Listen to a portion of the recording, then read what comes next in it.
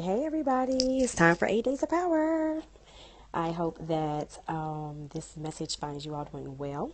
We just tried to do Facebook Live and had a couple of technical difficulties, so hopefully everything goes well on Periscope. So, as some of you may already know, I am Dr. Angela Shuttlesworth, CEO and founder of Healthy Villages, where we help you to increase your profit, performance, and power by helping you to perfect your life, leadership, and legacy. We are on a journey of 8 days of power and enabling you to really see yourself in a new way so that you can show up and show out in all areas of your life. And as I say, to tap in so you don't tap out. And what I mean by that is tapping into who you are and recognizing that you are a multidimensional being who has infinite power. And the more you get to know yourself and discover yourself in a new way, then you're able to be there in a new way and to walk in your divine power. And so thus far this week, we have been talking about seeing yourself on a biological scale, your psychological self, and your social self. Today, we are talking about spirituality. And when I say spirituality, I am referring to those things that you believe, that those are your spiritual practices and your guiding principles that affect your very existence. Hey, Marindy, how are you today? Thanks for joining in. And really, I just was going over, the things that we've covered so far this week and talking about today, which is seeing yourself in a spiritual form. And when I say spirituality, that means seeing yourself, hey, I'm glad to hear that, seeing yourself in a way that you may not have recognized. But spirituality in a sense of your guiding principles, beliefs, and those things that help your innate self. Things are definitely going well. I have had a beautiful day here in Paris, France, and I'm going to tell you a story about a journey about that as well. So as always, I want to give you a couple of questions to hopefully jot down and to get you to thinking, and also give you some context and some different things about that. So the first question is, where did you get your spiritual practice from? As far as where did it come from? What do you believe? Do you understand why you believe it? Do you understand where it came from? And oftentimes we dismiss the reality that our spirituality is heavily based on where we live in geography. So Western Hemisphere is obviously more Christian based than those that are on the Eastern Hemisphere, which have more of a Muslim faith and more of natural practices and or traditional forms of spirituality. And we dismiss that. And oftentimes, growing up the church, my father's a pastor. Oh, you're a PK. My grandfather was a pastor. My dad was a deacon. So you know that a lot of the things that we saw were based off of, sometimes it's a difference between spirituality and our traditions and things that we did just for the sake of, because people said that it's supposed to be done. And that's the way we've always done it, right? And oftentimes we didn't question those things. We just did it. In a mother's milk. Oh, Lord, yes. So I know you're a singing soul.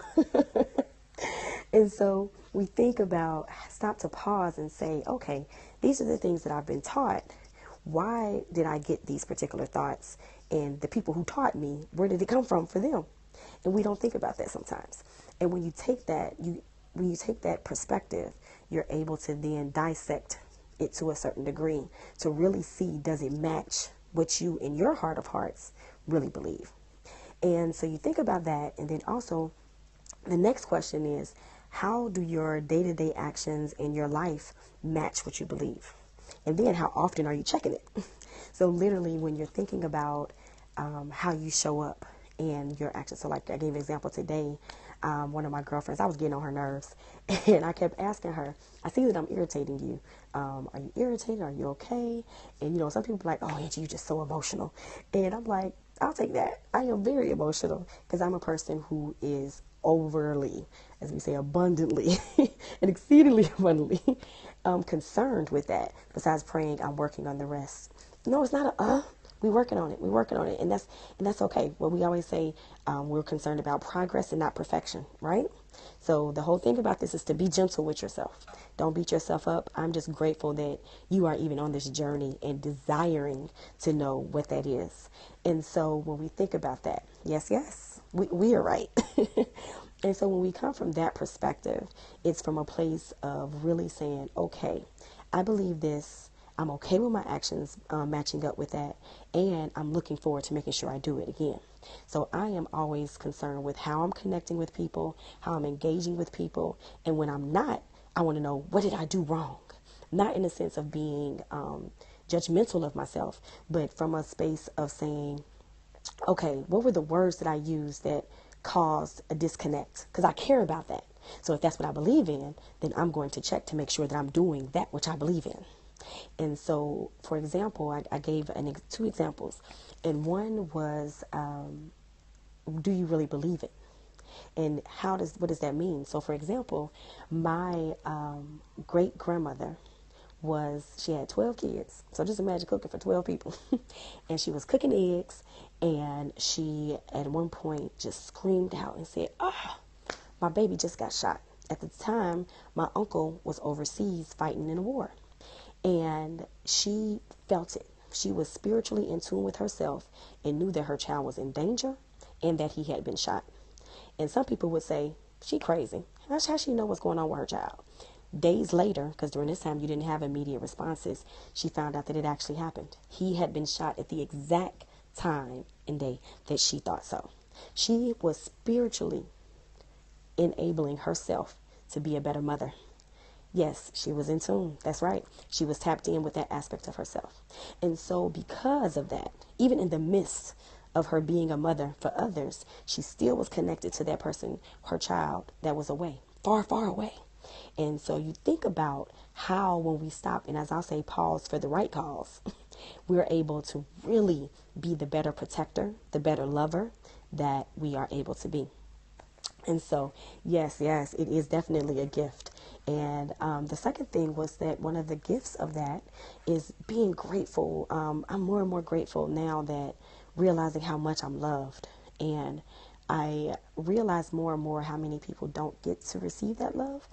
And because that was many, many years ago, we oftentimes say our elders were in a different space and we give so much to the past, the good old days. But there is goodness in these days. So we have to, again, stop to recognize that. Yesterday, I got a text message from my uncle. And he said, "I know you're on this journey and you've been on my mind a lot. And I'm just, wanting to let you know I'm here and I'm inspired by your journey." And I was like, I needed to hear that. Specifically, I don't know if you've been on the videos from yesterday.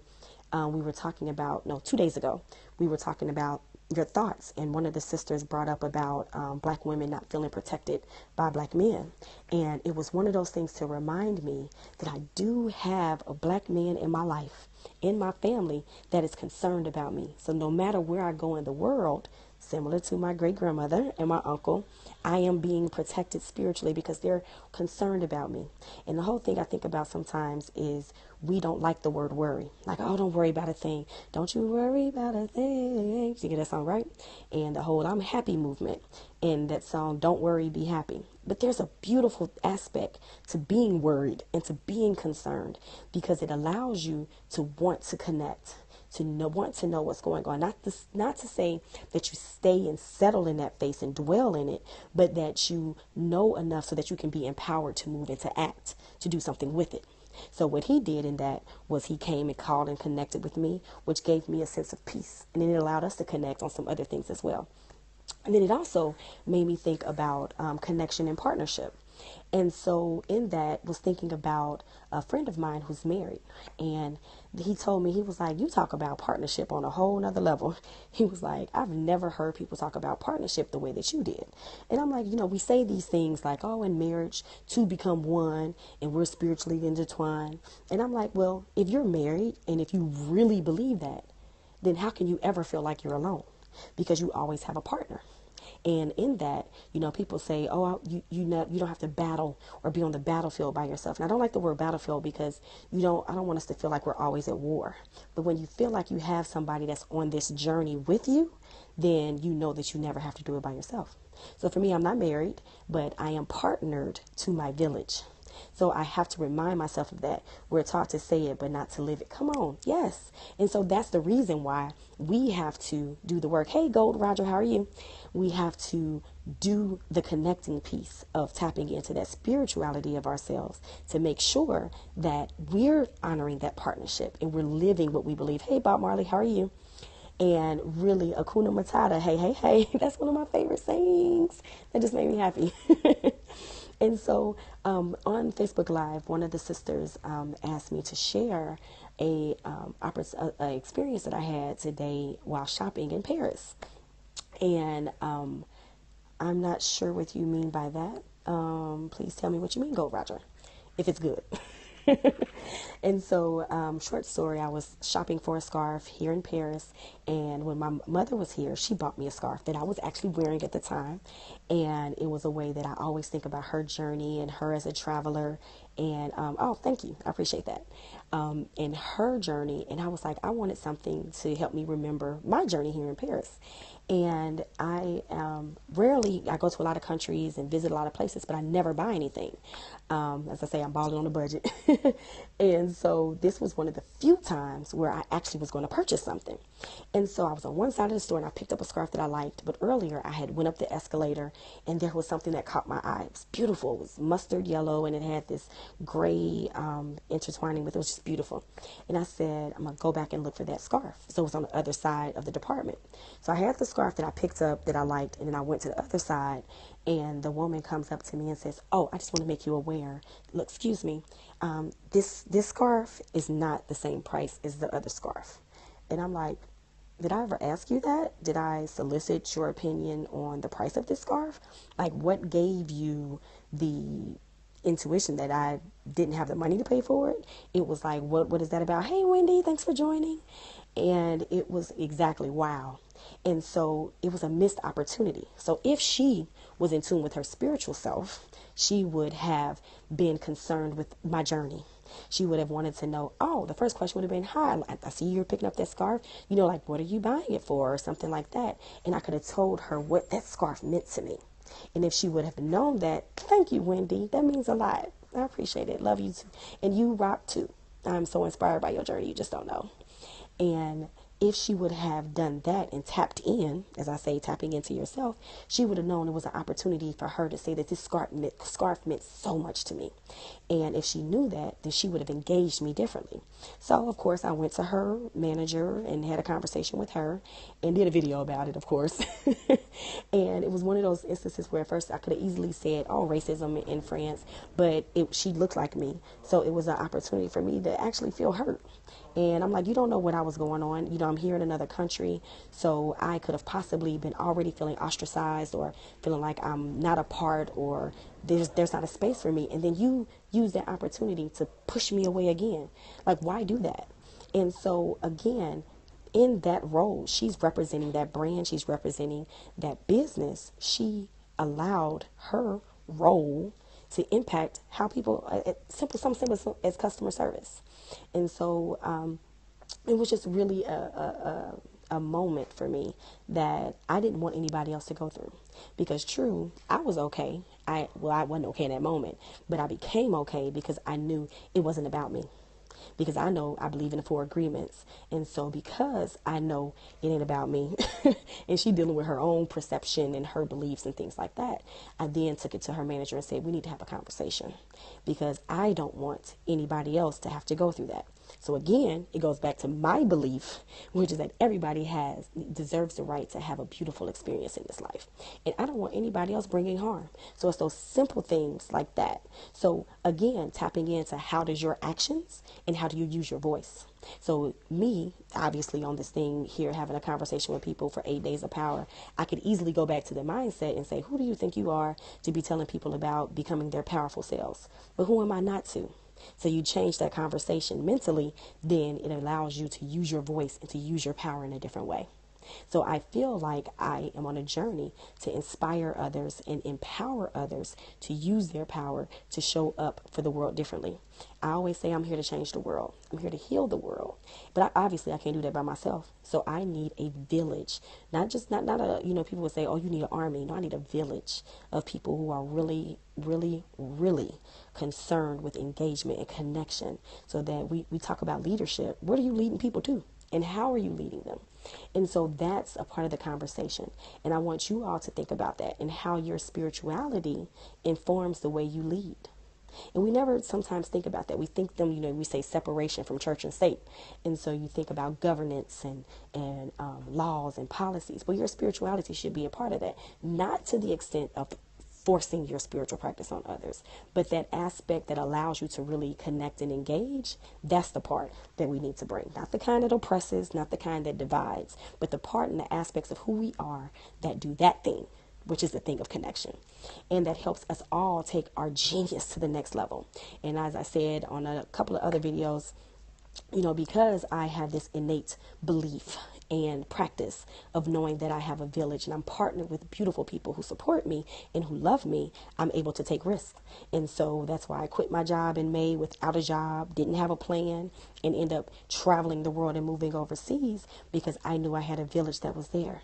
So it allowed me to do that, and it allowed me to take leaps. And the whole thing is, when we take leaps, we're able to do the unimaginable. And like I was talking about, the word impossible simply says, I'm possible. I am possible. I am that possibility for so many other people. And I want you all to literally come from that mindset and think that as well. And the more we do that, the more we tell others, the more we'll take them on this journey with us. And so that is our thought for today. So I hope it empowers you to do what some see as impossible. Hey, Sophie Ann, thanks for joining, and allows us to really, really take this thing to a new next level and to walk in your powerful self, leading and guiding others on the way where we all are able to tune in, to tap into our greatness so we don't tap out. Thank you. I appreciate it. Please share. We want others to know, as we want to take this is a movement, and it is truly a movement of the right kind of power, right? So as always, as I said, you can join us in the Facebook group. It is High Power Leaders. So you can go and join there. You can always subscribe. Love you too. Hope you have a good weekend as well. A great weekend.